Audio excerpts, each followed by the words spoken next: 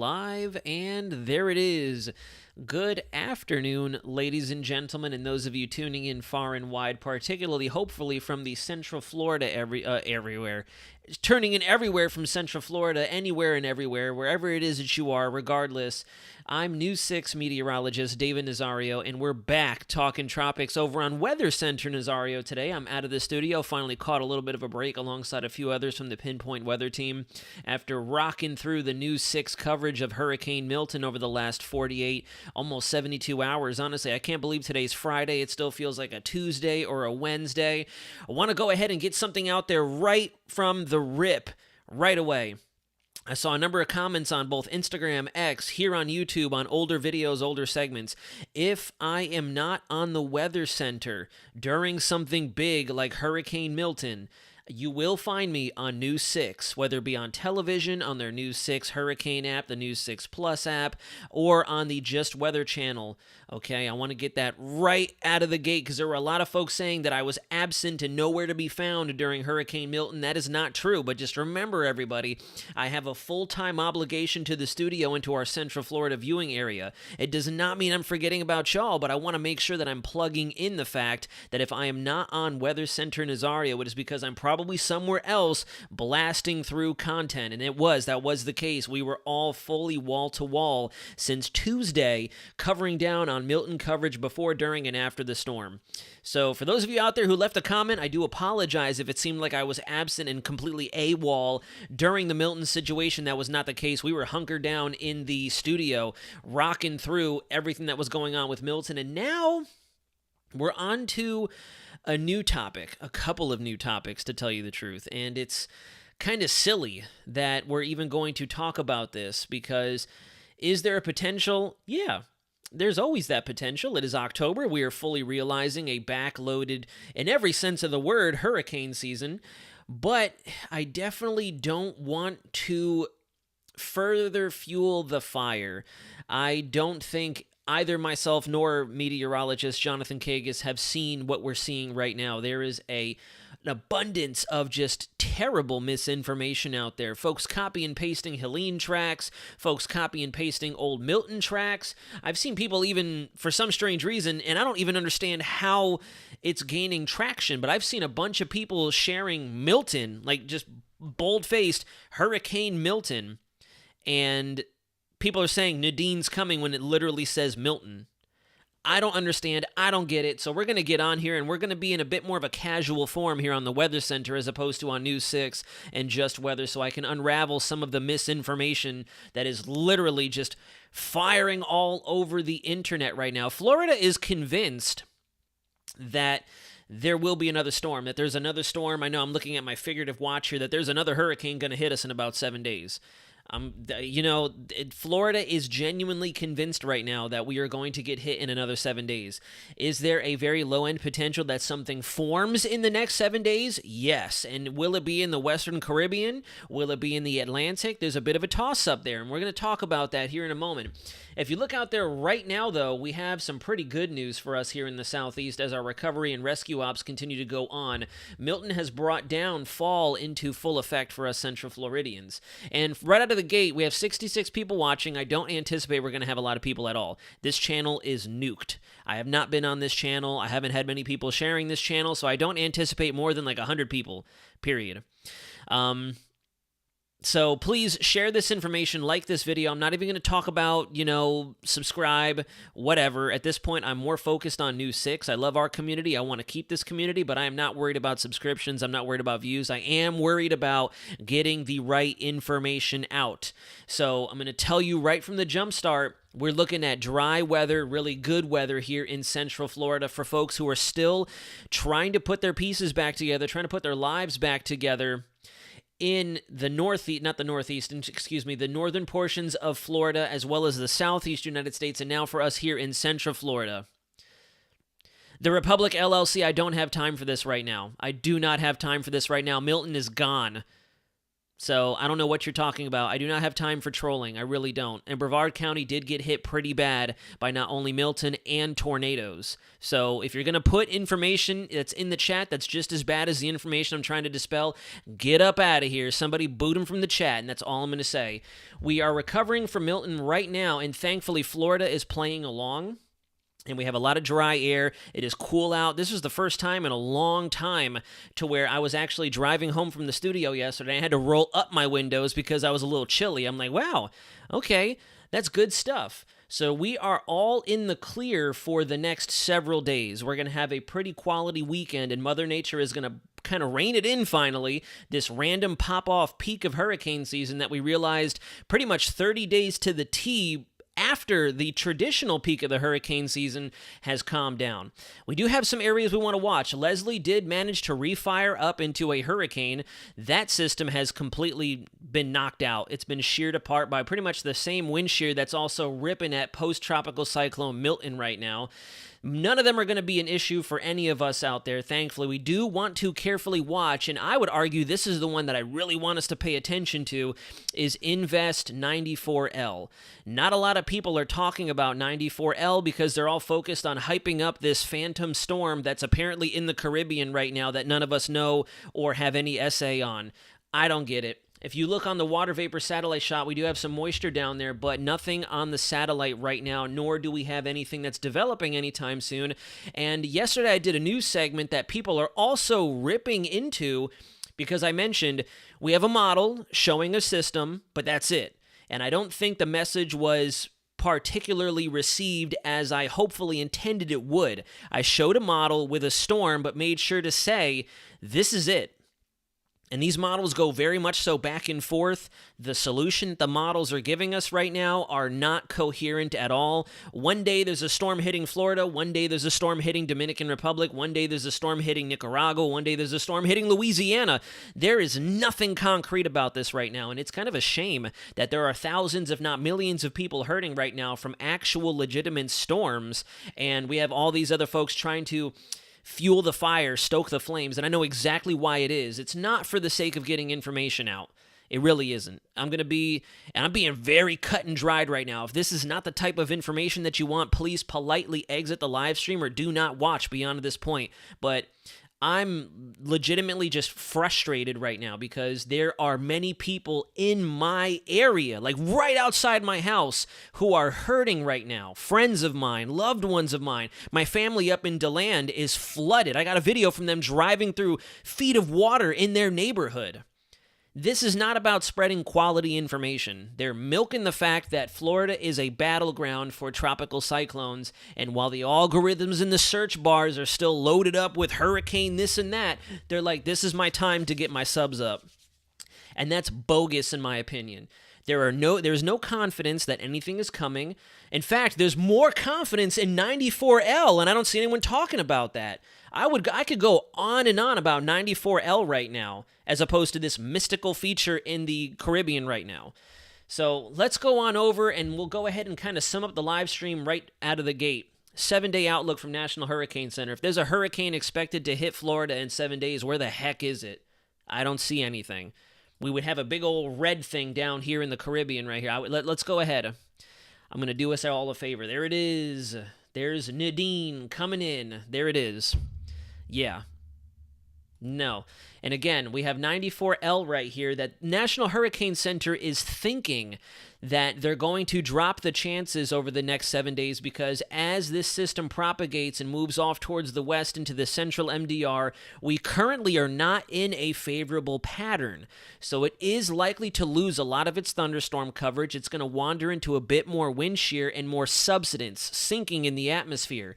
So National Hurricane Center has been discussing actually dropping the chances for this feature, but we have our hurricane models, we have our Invest data. I'll show you that here in a moment. When I say Invest data, I mean just we have like storm-specific data, and that's why we love Invests, because we can get that high-resolution look at them even from way out in the Atlantic. There's Leslie downgraded to a 50-mile-per-hour tropical storm continuing to move off towards the northeast, very similar to Milton. It's been picked up by the same jet, the same pattern that's ripping Milton apart as it moves towards Bermuda, and that's that. That's it.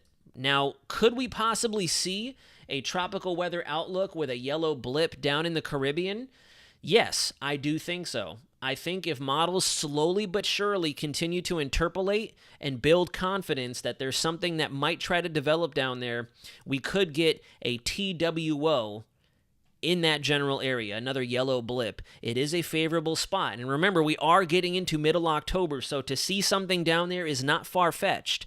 I'm going to backpedal a little bit, but not because I don't know what I'm talking about or anything like that. I want to immediately put to bed that Nadine is coming for Florida. We don't know. There's nothing out there to tell us that there's something coming to Florida. There's nothing that's immediately on the horizon, so no.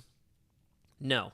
Nada. Now, climatologically speaking, if we boil away all of social media and if we boil away all the stuff that's happening out there, historically speaking, that is typically where we see something form up this time of year and into November, which is why we are fully in a backloaded hurricane season without a doubt, because we are tracking 94L that's going to move off towards the west, and we are definitely going to have to pay attention to this for my family down there in Puerto Rico. Kevin Rivera, if you're in the chat or if you're going to watch this after the fact, we want to watch for our lesser and greater Antilles, and then beyond that, that could get a little troublesome, and that's also why we're going to put more energy into that during this live stream, and hopefully this can get out there to the radio waves on the internet, or this channel will get squashed because people think I'm way too candid.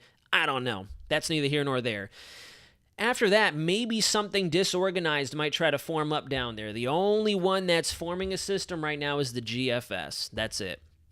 This is a look at our latest Global Tropics Hazards Outlook. I had this in my show yesterday. You can check that out at News 6 WKMG, whether it be their YouTube channel, their app, or you can replay their live broadcast from yesterday afternoon. I was running the 2 o'clock show solo, and when I had finally a chance to talk a little bit more than a minute or two, I decided I was going to unravel this because even then, as Milton was still in Florida, even then, that's how much stress these false accusations and rumors are causing. That even when Milton was still over our east coast, we still had tropical storm warnings and people getting pummeled with 30, 40, 50 mile an hour winds. I already had people in Tampa messaging me without power, with floodwaters in their front and backyards, with damage just in front of their homes. They were already messaging me, when is Nadine getting here? And it's like, what are we talking about? There is no Nadine. What? So, as you can see, Climate Prediction Center does continue to have us at about a 20%-ish chance, between 20 and 40% chance that the Caribbean may try to produce a tropical cyclone. Now, again, this makes sense. This is when we start to transition from Cabo Verde season to more of our homegrown gyre tropical system setup ordeal. So they're going, as the name implies, Climate Prediction Center is going off of climate. This is climatologically speaking where we typically get either a mixed bag of sloppy gyre, sloppy frontal system storms, or we can get a rarity like a Hurricane Michael or a Hurricane Wilma. And even Wilma was produced by a long track system that worked its way into the Caribbean, very reminiscent of what 94L is expected to do, and developed into a Category 5. So again, I want to make it very clear. That is there the potential that we see a storm? Not Nadine, but a storm. Yes. I'd be lying to you if I said that there is no shot. Now, that would be a bold-faced lie. Is Nadine there and coming to Florida? No. Is Nadine there and going to New Orleans? No. Is there a storm imminently about to form up down there? Well, you all tell me. This is the 7-day outlook from National Hurricane Center. Could there be a yellow blip down there over the next couple of days? Yeah, because our models are slowly trying to build up some very disorganized, sloppy system. Does that mean that Nadine is coming in? No. So I want to get that very clear. We are not confident in anything forming up over the next several days. This is where it does get a little interesting for that whole backloaded theory. If you look at the European velocity potential chart, these are the rising and falling motions in the atmosphere. Right now, the European model suggests we have a very weak Kelvin wave coming through the pattern that tries to stir up some trouble, 94L, before it completely vacates the area and we're left with a bit of a gap in our tropical cyclone activity. As you go through time, though, the European ensembles are thinking we will open up the gates for more potential tropical activity towards Halloween time and even into the month of November. So backloaded season is still on the table. table. You come over to the GFS, and the GFS is actually singing the same tune.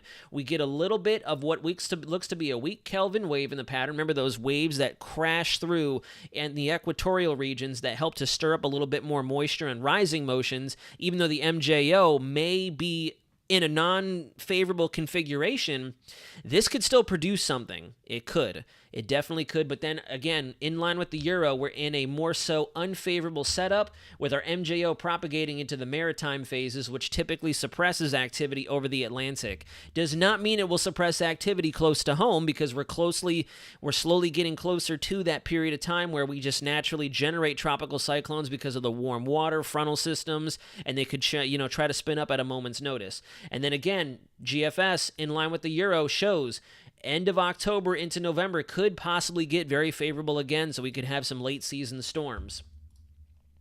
Here's a look at our probabilities, our blend of ensembles put together by the European model. This is our 0Z run within the next 3 hours. We should have 12Z. I'm naturally going to take a look at that, even though I'm on my day off and I shouldn't be stressing weather. I want to because I care about you guys, and I'm kind of just tired of seeing all these random rumors flying around everywhere.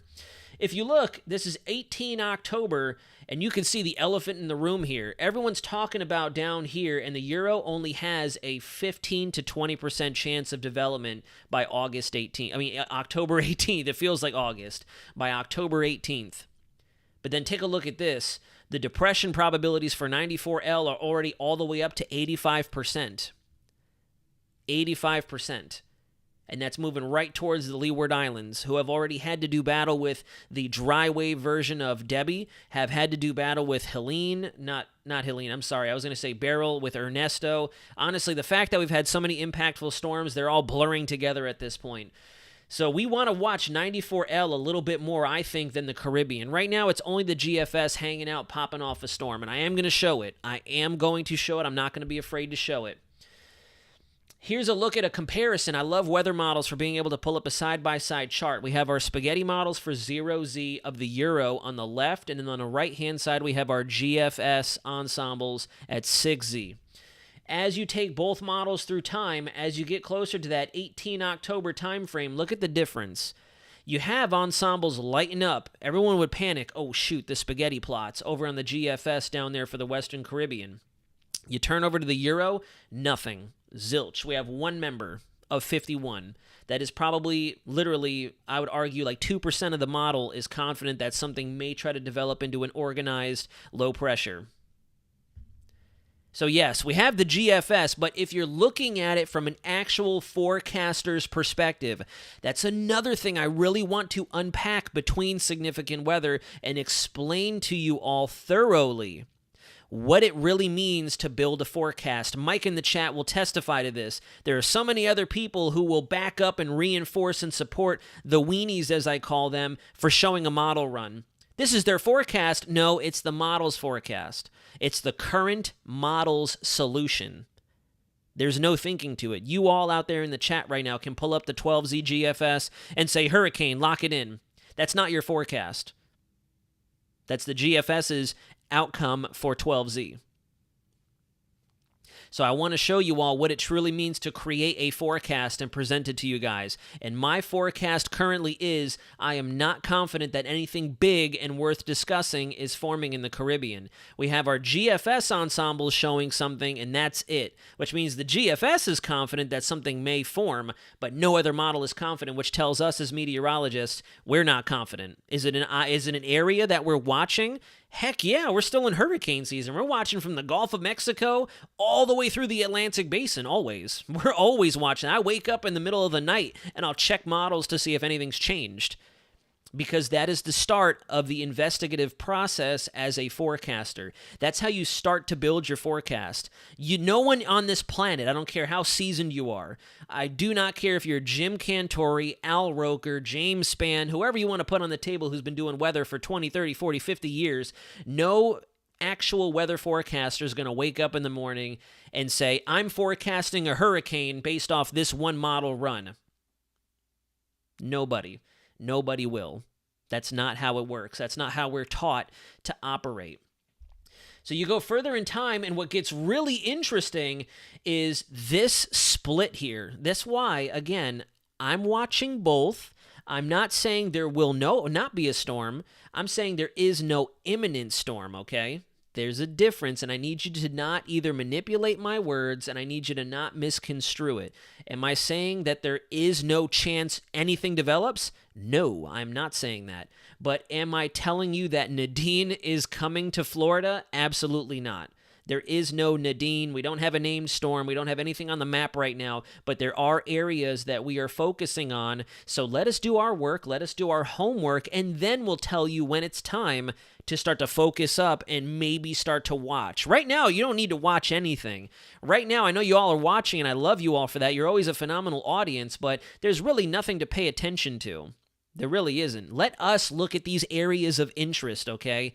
And I'm starting to understand as I work as a legitimate forecaster for a news studio and I communicate with the community on a regular basis, I'm starting to understand why there's a lot of people who get mad when you see those big old arrows and the Nadine updates and the extreme lookout. Like, I understand now. I'm really developing that perspective because when you're talking legitimate meteorology, there is no reason the public needs to know about what you're watching because that's your job. The public doesn't need to hear, I'm stressing about the GFS. No, that's our job. We stress about models, we stress about the info, and we tell the story when it comes time to tell you we're confident enough in our forecast that you need to know. Right now, there's no confidence. So all the people out there milking Nadine, there's no confidence in this forecast at all. And I'm also kind of tired of, and I'll show you too, I'm tired of all the channels out there that are somehow getting all this, whoa, you called Nadine over a week in advance. You knew before everybody else. This was a video. You guys remember I was away in Virginia. This was a video I took, and I did my live stream before Helene hit.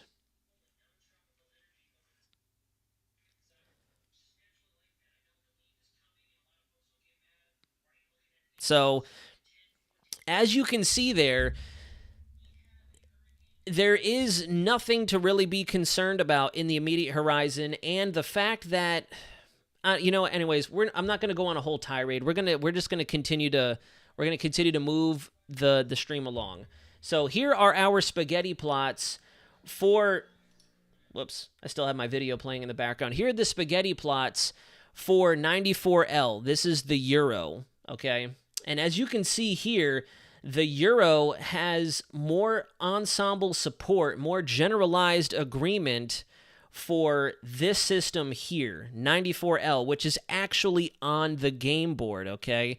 I'm going to try to rein the live stream in now so we can get to the legitimate stuff and we can talk more about that openly, because this one here I think we're going to have to all pay attention to down the road, not only in the Lesser Antilles, but the Greater Antilles, the Bahamas, the rest of the Caribbean, and then even the Southeast and East Coast United States. This is the one that's actually on the board that is worth discussing, and you can see here on the weathernerds.com website, we have our individual plots here, and I have them zoomed in, and you can see the euro is not thinking as we wander through that unfavorable setup, this will do anything, but when it gets closer to people and when it gets closer to land masses, that's when it could possibly try to organize. And this is corroborated by a number of our models. So it shows that the confidence in the forecast is a little bit higher in this category than it is for the Caribbean. And if you look, we have 4 ensemble members there in the Caribbean showing something developing all the way through to the 21st of October. Here is a look at 94L, very disorganized. It's very heavily sheared out there across the Cabo Verde Islands. Again, not really expected to develop into anything really significant over the next 2 to 4 days. Even the National Hurricane Center has it at a 50-50 shot of development. You can see here, this is where it gets a little bit more concerning because we have honestly, a pattern that is a bit abnormal, just a bit. Obviously there's still that chance. We've seen it in the past, but for this time of year with these strong frontal systems coming off of the United States, it is a little bizarre to see a reinforcing area of high pressure from the Bermuda Azores High driving this as far west as it is. If you look, all of our models are singing in agreement here that this will make it to about 55 degrees west longitude, which is just outside the realm of the Lesser Antilles AOR. That is in the direct vicinity of the Lesser Antilles. And in fact, I want to see if we have a longer range perspective on weather models. Sometimes weather models, when they have the invests out there, shucks, it doesn't look like we have the ensembles on here. They just have Kirk still. This isn't updated at all. This still has Kirk on here, and Kirk's been gone for over a week now, if I'm not mistaken. Let me check the super ensembles, see if we have 94L. There we go. Here we go. I want to show you guys like the long range ensembles with this. Here we go. And the reason I want to show you the long range is because we're looking at the Lesser Antilles for sure first before it gets to anybody else. There's always a sequence of events with these systems. And if you look, this is the GFS showing that we're generally going to take a west-northwest track. And depending on the intensity of this 94L invest, it could curve away into the central Atlantic before it gets close to the Lesser Antilles, or it could very possibly make landfall through the Lesser Antilles, particularly the Leeward Islands. If you look at our track forecast here, these are the same plots I showed you on Tropical Tidbits, but you can see the Lesser Antilles here at the far left portion of the screen, and it does actually show it getting all the way across the islands. So, as it gets closer, we need to make a determination as to whether or not it will start to develop or if it will get squashed. Because right now, that is one feature that we're struggling to nail down thanks to our models. So this is it. I'm going to show you the GFS so we can just rip the Band-Aid off and take a look at it. And if you look, it washes 94L out. It kills it. The reason it kills it is because we have a new hurricane in the Caribbean. And as a result, we're going to have lots of wind shear induced by that system. If you look, we have a ton of wind shear coming off of whatever that thing is in the Caribbean now, and that's what wipes out 94L. So that's why the GFS is not showing it nearly as much love as any of the other models do. And then, of course, I haven't looked at the tail end of this model run. Yeah, see, and this has been the trend with the GFS too. Everyone's getting freaked out by what the GFS is showing, but as of recently, the GFS is showing high pressure everywhere, and it shows whatever the heck that thing decides to form up, crashing into the Yucatan, crashing into Central America, and not doing anything. So that's another thing that people aren't telling you. That's also the thing that people aren't telling you. If I go back to 0Z this morning, overnight, see? Crashes into the Yucatan, destroys itself over Central America. You go to 6Z, destroys itself in Central America. If you go back to 18Z yesterday, I think it did the same thing. Crashes into Central America and disappears. So again, there really isn't anything of concern that we're watching right now. We're keeping an eye on certain areas naturally, but that does not necessarily mean that there is an imminent threat of anything coming through your neighborhood. And pay no attention to what the GFS is doing here for two reasons. Number one, I don't know where the heck it gets this baroclinic system to form up and go shooting up towards Bermuda. That is not tropical whatsoever. And we're at about the 300-hour mark of the GFS, so this is naturally going to change by the time we get to the 18Z model run. Morning, Nazario. My sibling is asking me about the idea of the Herbert boxes. Could you go into some detail on that, please? Absolutely. And Peter, thank you very much for the donation. I do sincerely appreciate it. So the Herbert's box, I'm not extremely well versed in it. I've seen pictures, I've seen depictions and diagrams of it, but I personally have not spent a ton of time really investigating and understanding the science about it. But there is some brevity behind it. There is some, I guess you can call it clout, some reinforcing material support evidence that when certain storms hit the Herbert's box, and what that is, I believe it's an area down in the Caribbean or down in this general area, right in through here, that after it crosses through that area, you can typically forecast the landfall from there without too much use of the models. It's kind of similar to the LIZAC, what is it? The LRC, the LIZAC's recurring cycle. I think that's what it's called, the LIZAC's recurring cycle that a few other meteorologists locally will do a lot of their long-range forecasting on. I'm not a big believer or a big proponent of either of those. Is there some evidence to support the usage of those methods or those rules of thumb? Yeah, but is it what I typically lean on? Not really. I mean, I can do some more homework on that, and I probably will since folks are asking. But right now, I know that sounds weird. I don't want to speak on something that I'm not extremely spun up on, but I know that there is a little bit of circumstantial and historical weather evidence to support that it has worked as a forecasting technique in the past. The same with the LIZAC's recurring cycle that a lot of our other meteorologists in Florida will use when determining where future cyclones could go from a pre-season perspective. It's not like intra-seasonal forecasting or when we're in the middle of the hurricane season, we're going to use these methods. It can come in handy as another way to add another layer of evidence to your case when making a forecast, but it's not something I would very heavily lean on. But the idea is rooted in some trial and error, some experimentation and all that, so it's not like we can completely discredit it, you know?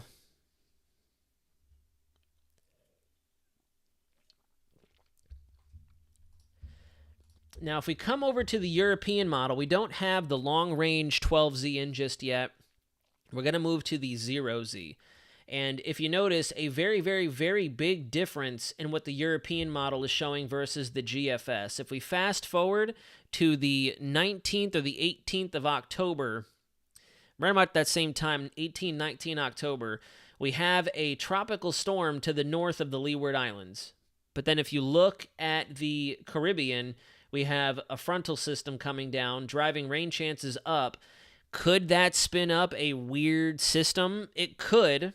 Right in through there, that's usually a signature that we look for, that building up of moisture and precip for potential tropical development during the hurricane season, but obviously a big difference between the GFS and the Euro. So if you want to put your eggs in a basket, feel free to do so. I'm not going to do so. I like to treat models as all equal and even members because they're all there for a reason and they're all there for us to use.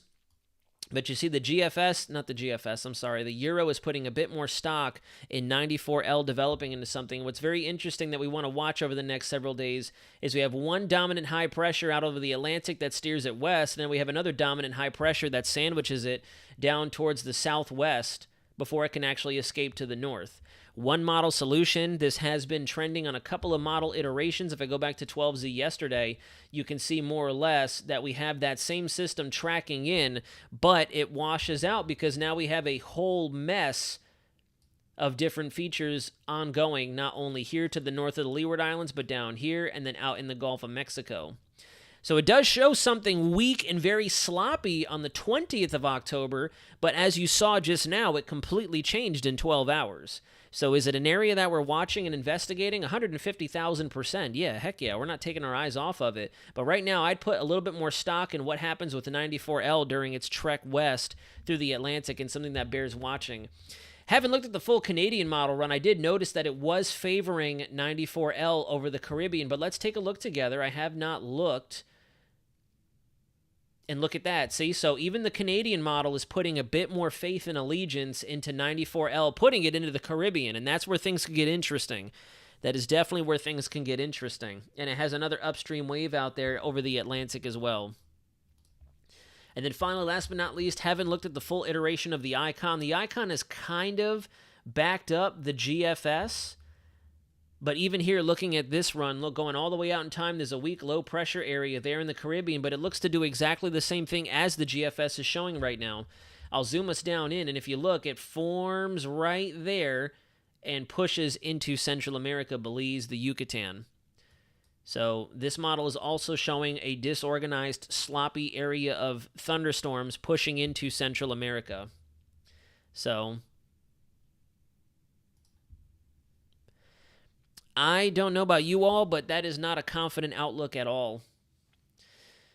So that's all I got. It is 1:02. Do I have any questions at all in the chat before we wrap up?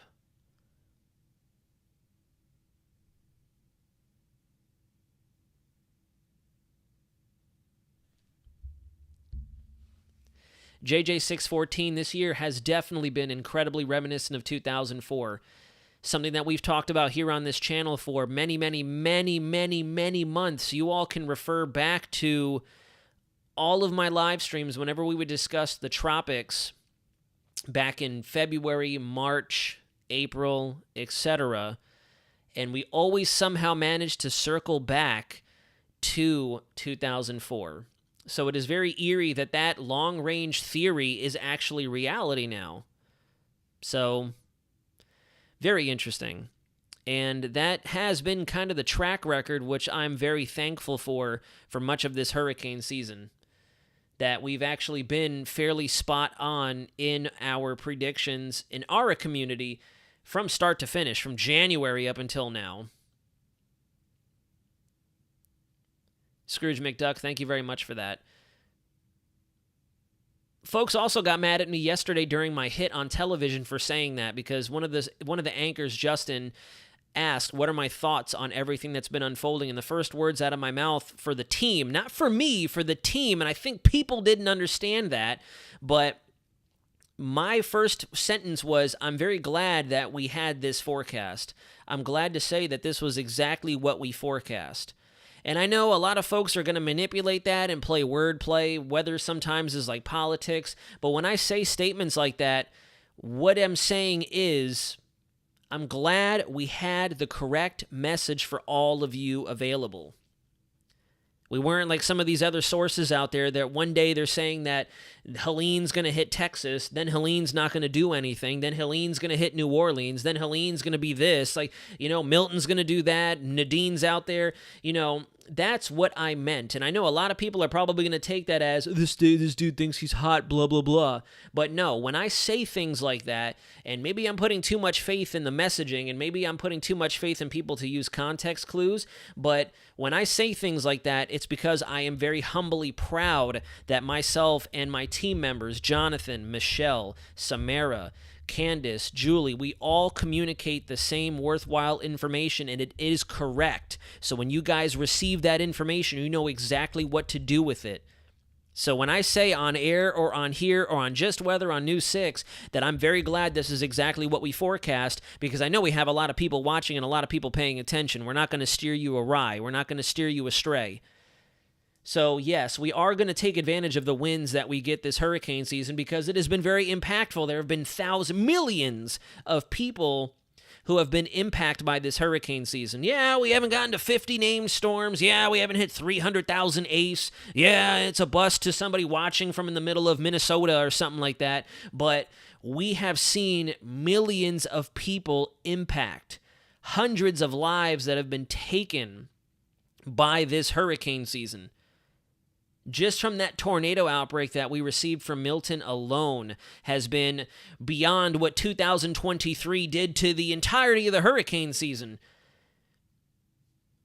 So, yes, I'm going to openly celebrate the wins that we get with all of you, because the wins that we get are a win for you. So I don't understand how people could be mad at that. Why is this dude talking about how he got the forecast right? Well, because I have lots of people watching. We have lots of people watching. Why would that not be a win for all of us? So, I don't get it. I really don't get it. But that's neither here nor there. Do I have any questions in the chat? All of you did a wonderful job. Twilight Firefly, I saw you in the chats with us. You were rocking with us for sure. So it was a pleasure to have you and many others along for the ride. Many forecasters and other channels got Milton very wrong. They claimed Milton would just be an unorganized sloppy rain event for the west coast of Florida. Crypto Home 777, you were absolutely right. Absolutely right. There were a lot of folks who were hyping up the storm from the start, but then backpedaled when the models stopped. That's how you know that people are very reactive. That's when you know that people are extremely reactive, because they'll see the models showing a major hurricane and they'll put it out there. And that's why I'm not one to eagerly react to model runs. Roxanne, we can't say that yet. We cannot say whether or not Florida is done with hurricanes for this season. Richard Lee Green, between now and the end of the hurricane season, I can see another 2 to 5 named storms. Really can. I really can. Scrooge McDuck, I completely agree. Needs improvement? I don't think this is a Texas storm. I don't think this is an anybody storm. We don't have anything there yet. We don't have any models really showing anything. The only thing that the GFS shows is development, and then it blows into Central America. So really, right now, we don't have much. Yo, Helen Lauderdale, good to see you. Mick and Marley, I'm glad to hear that your power came back up. I reached back to you on Instagram. Thank you very much for the wonderful update. That's good news.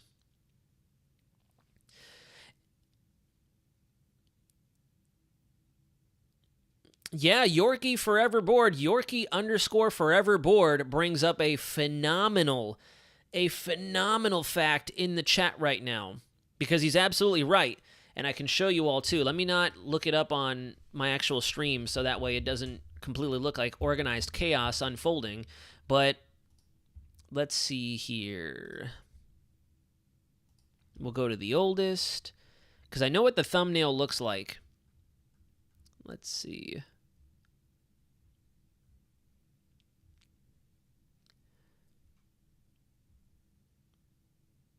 Here it is. Right here. And of course, if you look, no views whatsoever. In comparison to all these other channels out there that really go crazy with the tropics and somehow naturally milk the algorithm, they get all the likes and all this and that. You know, this was something, if you look, streamed 7 months ago. 7 months ago. And I believe there was another video in here that I did. Let me go to the oldest. Humble beginnings. Big shout out right now while we're on here. Enormous shout out from the bottom of my heart for everybody who has been here from day one. My whack looking thumbnail here where I actually just went and hand doodled in "Welcome to August" is the thumbnail. Big kudos, big shout outs to everybody who has been here since Idalia. Since Idalia, we saw our rise here in the Weather Center community when we first started to look at Hurricane Idalia, and that was a forecast that I created on a limb from over 2 weeks before Hurricane Idalia had made landfall. But let's see where that video is, because I remember the thumbnail specifically. Let me see if I can find it.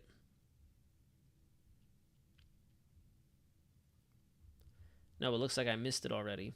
Either that or maybe it was in a live stream and I blew right past it in a live stream. But anyways, this is not a time for me, because I know someone's going to get mad. Why is this dude just bragging? I'm not bragging right now. What I'm saying is that Yorkie brings up a phenomenal point, that this was something that we were talking about back in December of last year.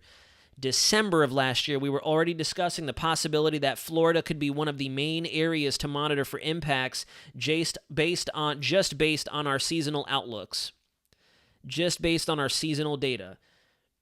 So for those of you who had been following this channel since December of last year, you always had in the very farthest part of your mind, the very furthest back portion of your mind, that Florida could be a big threat zone for tropics this year. Daniel Schwartz, I just noticed your comment because I scrolled up a little bit. Everything is okay here, thankfully, which is amazing.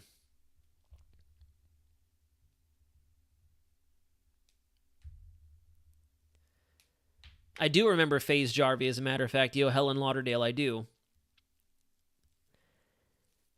And yes, Robbie Lynn, you're absolutely correct. We've been talking about it for a while. Mike, I do remember now see, that is one thing I will say, Mike, because I know that you had a bone to pick with this channel back in that time period. We've learned a lot since then, but yeah, whatchamacallit, we never really did any of that. This just got insane or anything like that. The biggest thing that I will openly say that I was guilty of were the big old arrows, and I'm even personally tired of the arrows, so that's why I don't really use them very much anymore. Richard Lee Green, yeah.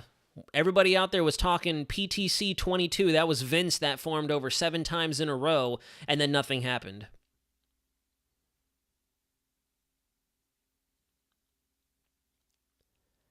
Hurricanes can definitely get big in November. Yes, hurricanes can definitely get big in November. Technically, hurricanes can get big just about year-round. The thing with that is, though, is the environment will not favor strong hurricanes, let alone any tropical cyclones, outside of when we typically have hurricane season. That's why it's called hurricane season. Hurricanes are a thing that could happen year-round. It's just the rest of the dynamics on Earth do not support hurricanes year-round. That's the difference. So don't think that hurricanes only happen in July, August, September, etc. You could get a Cat 5 in December. You can get a Cat 5 during my birthday month of February. Is the atmosphere, is the planet able to support that traditionally? Absolutely not. No, definitely not.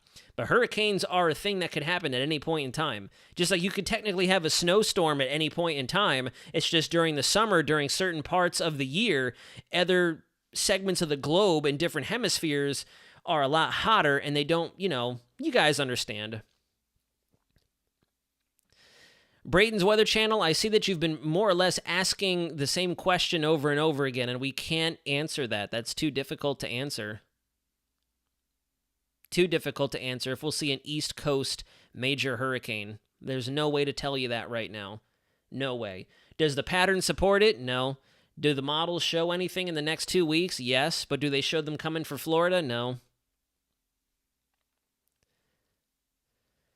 I did not expect Milton to... there were some model indications from the hurricane models that actually did a pretty good job with the explosive intensification from these hurricanes, and that's something I learned from Milton and Helene, and even Beryl, to tell you the truth.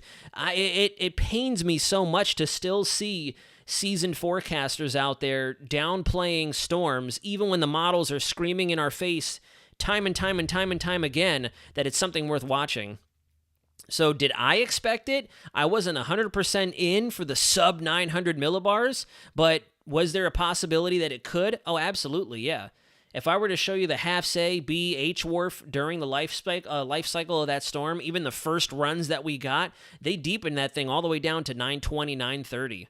So the hurricane models, even without the reconnaissance data and all that, still had it down to a T. So I personally am going to start putting more confidence into the hurricane models. So, and as a matter of fact, I can show you that the hurricane models are not just weenie models like the GFS, always constantly showing a Cat 5 whenever they show up. Because if you look here, this is the 0Z run for Invest 94L. And if you look, even the H-Wharf, everyone says the H-Wharf loves to nuke systems out there.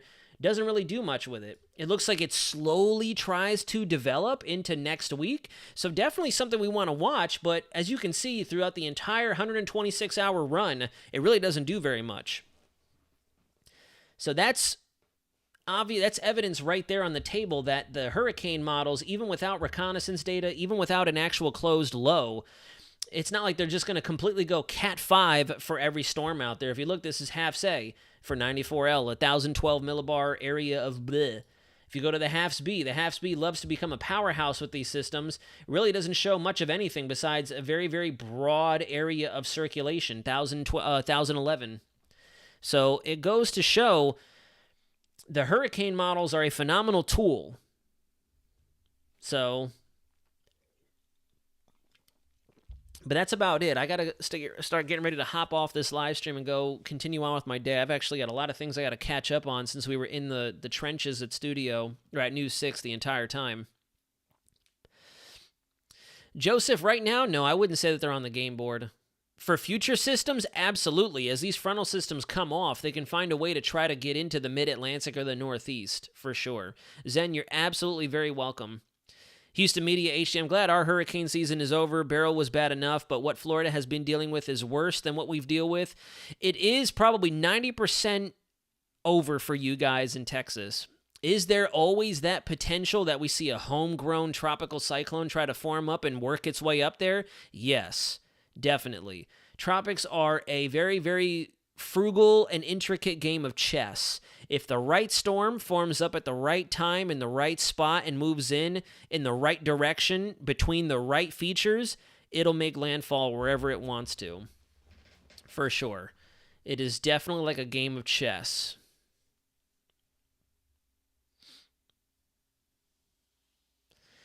What to ask a question? Why do hurricanes be affected at night? What do you mean by that, Barbara? Be affected at night. Joey Games, thank you so much for the kind comment. And Mike, you're very welcome. That's why I wanted to hit you up before going live right now.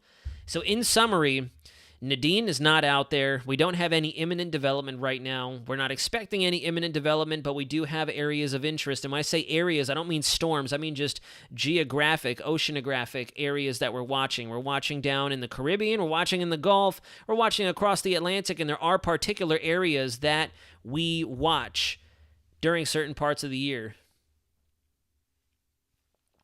Yes, they do need to be absolutely perfect. A lot of folks think that all you need is low wind shear and hot water, and that's not really the case. There's a lot more to tropical dynamics than just that. We've seen that this year. We had hot water, jet fuel, as they like to say, out all across the Atlantic, and we saw a mainly dead August and a mainly dead September. We had folks out there in Sarasota. Eric Von Aken, I'm pretty sure, was down in Sarasota. He was down there the entire time. We got a lot of footage from him. Oh, they always landfall at night. Yeah, that's, again, just a timing thing. It's, again, with the timing thing. If you guys remember, Hurricane Ian made landfall during the day. It made landfall at about 4 o'clock in the afternoon. Charlie made landfall at, I think, 4 or 5, I think around the same time, 4 or 5 o'clock in the afternoon.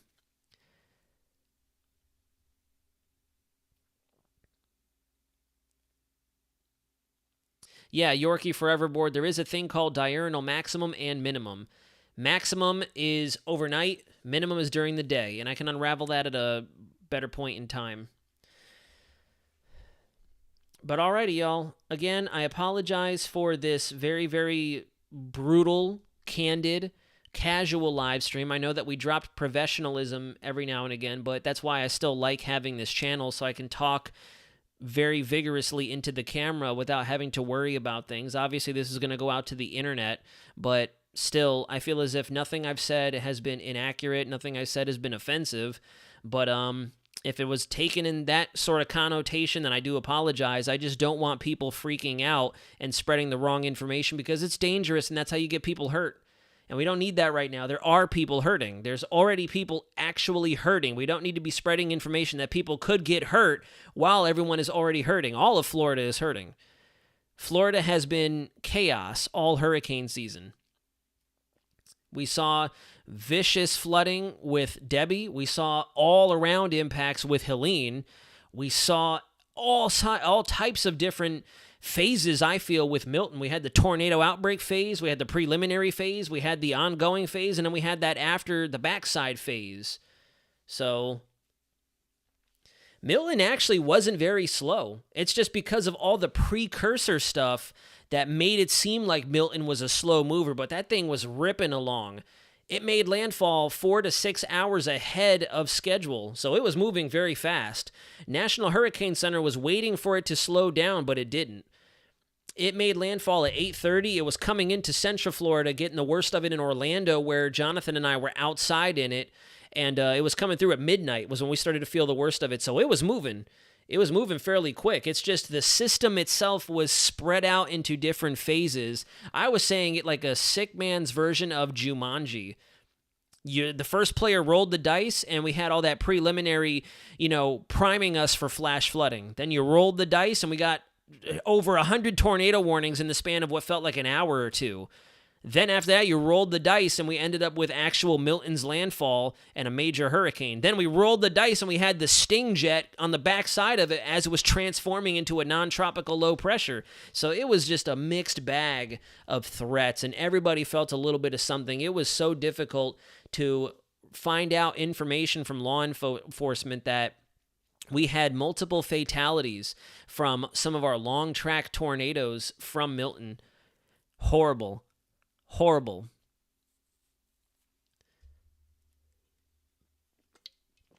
Hi, Elbow. Welcome into the chat. Milton definitely was scary for a lot of us. Barbara Johnson, we appreciate you very much. I just found your channel just this week and your help. Lots of people. Oh, you're very welcome. Very, very welcome. I would argue, well, no, Joey Games, no, I wouldn't say that. I definitely wouldn't say it was the worst ever. It's very difficult. In my opinion, we have stats. Sure, we have stats to prove this was worse, yada, yada, yada. But in my opinion, the worst tropical storm ever can only be categorized by the people who feel the brunt of them. To the people in North Florida, Helene will always be the worst storm ever. To the people who dealt with Michael 6 years ago, that will always be the worst storm ever. To the people who lost everything in Milton, that will be the worst storm ever. For me personally, Charlie was still the worst storm ever. That's for me. Please, again, don't manipulate that and try to turn it into wordplay like I'm downplaying Milton. But for me personally, as 13-year-old David, Charlie was the worst. For me, that's it. See, Roxanne, Mike, Katrina was the worst storm. It's different for everybody, and you can't really box up storms and put them into categories for the worst. You have the worst on record for, financial loss, property loss. You have the most on in history for fatalities, the most for tornadoes, the most for this, and that. See, Brooke Ward, the worst for her was Ian. Yeah, Joey Games, I was in Kissimmee for Charlie, and for me, that was the worst. Even Ian, where I was not bad at all. And see, that sounds brutal to say. That sounds disrespectful, but it's true. A lot of people will say Irma was the worst. For my relatives and family and friends down in Puerto Rico, Maria was the worst. So it's different. For the Northeast, Sandy was the worst. So it's rough for me to advertise what is the worst and what was the best. People will argue Beryl was the worst storm. People will argue that Francine was the worst storm because of how it impacted them, and that's why every system is unique in its own way, from its own impacts to how it impacts us. And I think that's part of the messaging that gets lost in context because of all the weenies out there that love to hype up a thunderstorm. The reason why actual degreed professional meteorologists, emergency management operators, state and official legislators, or legislative members, the reason that they want us to take these storms as serious, and I know there's a lot of people who will disagree that they had to evacuate for Milton. A lot of folks would argue that Milton was not an evacuatory or an evacuation-warranted storm. But that's because all of the misinformation that has gotten us to this point. Period. Harvey was the worst for a lot of people. I will never forget how many people said Beryl was going to be the next Harvey. That's the misinformation that I'm talking about. That does not need to be advertised. You don't ever advertise that because just like this could be the next Katrina for New Orleans, you don't ever advertise that. People lost everything. People lost family, people lost pets, people lost property, people lost literally everything in these previous storms. And it's ridiculous for anybody out there to say this is the next X, Y, or Z. Because all that's going to do is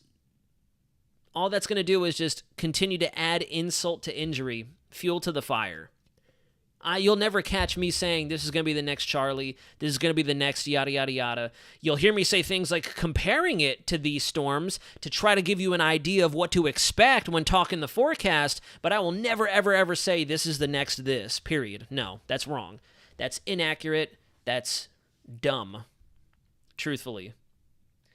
But all right, guys, before we go into a whole other speech, we always somehow go for an hour. I don't know how. Maybe I do just talk too much. Perhaps that's what it is. But we're going to go ahead and kill the live stream. Thank you all very much for watching. If you don't want to share this information, feel free not to. I know this is a far more casual live stream, but I just wanted to talk to those who were able to tune in today and let you all know that there really isn't anything that we're panicking about. There really isn't anything that we're freaking out about or worried about right now. We are watching a few areas, but that's about it. We're just watching. No reason to be concerned or anything. And honestly, Captain Cheese Whiz, I think the reason that hurricanes and hurricane season have become so political is once again because of the misinformation. You have the folks who take the preseasonal forecast for hyperactivity and they use it for their social media, extreme hurricane season. I've seen people even misuse hyperactive in their videos flagrantly. Not just talking about the forecasts, but they'll use the terminology completely wrong, and they'll still have people celebrating them for explaining it. And it's like, that's not how it works. You can see we're in a period of hyperactivity with 4 areas of interest. That's not hyperactivity. That's not the term. That's not how you use the term. That's wrong, and yet people are saying, "Oh, the best," and it's like, this is why I get looked at like I don't know what I'm talking about. This is why Jonathan gets the flack that he does. This is why other channels get the flack that they do when they're trying to give you the best information that they can provide, because you have other people out there who they post one model run, and that model run just so happens to verify they're the best in the world. Like, anybody will eventually be right if you say if you cry wolf enough, eventually there's going to be a wolf. I forget exactly how the phrase goes, but that's basically what I'm implying. Major hurricane coming for Florida. Eventually you're going to be right. There's a difference between saying major hurricane now, and then nothing happens again and again and again and again, and then you finally get it, and you just happen to have the right people watching at the right time, and they think you're gospel. Take that and reverse it. January of 2024, I do believe Florida will receive a hurricane. My gut tells me we will see a hurricane in August. That's not me crying wolf. Crying wolf would have been me saying in January we're going to get a hurricane next week. The model showed a hurricane. No, I took all of the education that I have, the experience, and the data that I had at the time and said, in August, Florida will likely see a hurricane and we need to be ready. 8-month forecast. And then Debbie showed up.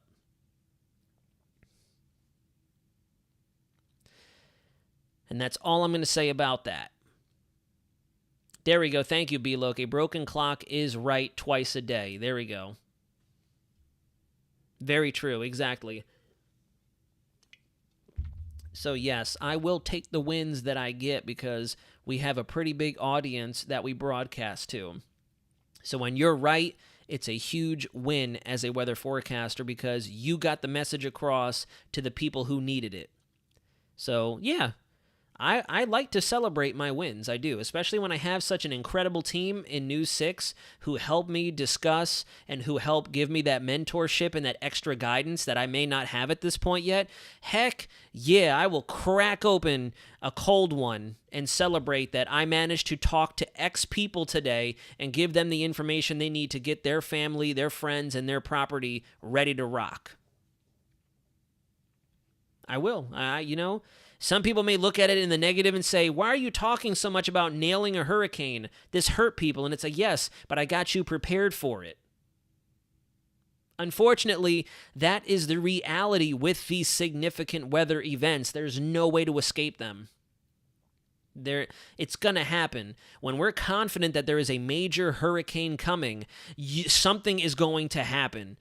A major hurricane coming in is not going to blow leaves and knock down a tree branch. No, there will be damage. There will be damage. I'm not celebrating the damage. I'm celebrating the fact that we got the message out in time to try to alleviate as much of the loss as possible. Because imagine if we were just reactive to models. Oh, the GFS shows slop. Don't worry about it. We're all good. Cat 3 into Sarasota. That's what I'm talking about. That's what I'm talking about. Don Darlin, thank you very much. Mick and Marley spamming the 100 emoji. PEXTT, I'm drinking a Cosmic Vibe Sparkling Fruit Punch edition. I honestly have so much Celsius in my system right now, it's probably unhealthy. Robbie Lynn, they absolutely do. They really do. And I love News 6 for that. I really do. They specifically emphasized that they want me to keep being me with that extra layer of professionalism, obviously, because they like what they see. They like the forecasts that I put out. This here is definitely a lot more casual. I would not do this on a News 6 platform, but more or less, these are the messages I try to get across to everybody. Scott Patton, it's all good. There were a lot of times this hurricane season looked like it was over, completely over. There were a lot of times where we were left scratching our head because things were just not lining up. Houston Media, thank you very much. It's good to see you over here as well, as a matter of fact, because I know that you're always watching Just Weather when Jonathan is on there or when the both of us are on there and, so on and so forth. But all right, third outro over the last 35 minutes. We're going to kill it now. Please drop me a comment in the comment section down below if you have any questions, comments, or concerns. I will try to get back to you at my earliest convenience. We're going to keep watching, but I am taking a little bit of a break. Today I'm off, tomorrow I'm off, so we're going to just continue to try to get back to normal here in Central Florida. And then Sunday I'll be in at News 6 to do an early morning show, and then back to hopefully normal on Monday. So for those of you out there watching, and for those of you who do have things to do today that, for those of you who have things that you do need to pick up from Milton and even from Helene, Milton didn't give us a chance to breathe. So even if you're still trying to recover from Helene and Milton now, and even Debbie, please be safe. Just know that we are here for you, and we will never lead you astray. We will never give you the information that is going to be detrimental to your success and for your livelihood and safety. So you can always confide in me and us at the News 6 weather team. And there's a lot of other, and before it seems like I'm just favoring News 6, naturally I want to because it's our wonderful team, but there are a lot of other wonderful sources out there as well. Don't feel like I'm taking away from other people out there that you may watch who do have a great handle on what they do. There's a lot of excellent meteorologists here for Central Florida. There are. I just naturally have to show more love for News 6 because they're near and dear to me, and we do have a rockin' team. Hashtag rockin', that's our new catchphrase. Not only are we giving it a little nudge, but we're rocking through. Joey Games, you be safe as well. I was wondering if I should take down the second floor shutters, Spider Gwench. You could, yes, you could. Be Loke, thank you, Naz. Celebrate your wins and be humble in your losses. From one veteran to another, have a great weekend and stay safe. Love the comment, and I full-heartedly agree. You can only get better when you lose. Your failures turn into your next success if you take it and receive it the right way. That's why I'm a big proponent of feedback. Mike, you can testify to that. You gave me a lot of feedback last hurricane season, and now we're always talking. So feedback is always beneficial for your success. Failure is more beneficial than a lot of people tend to think. You learn the most when you're uncomfortable. You learn the most through your mistakes, of course, depending on how you take it.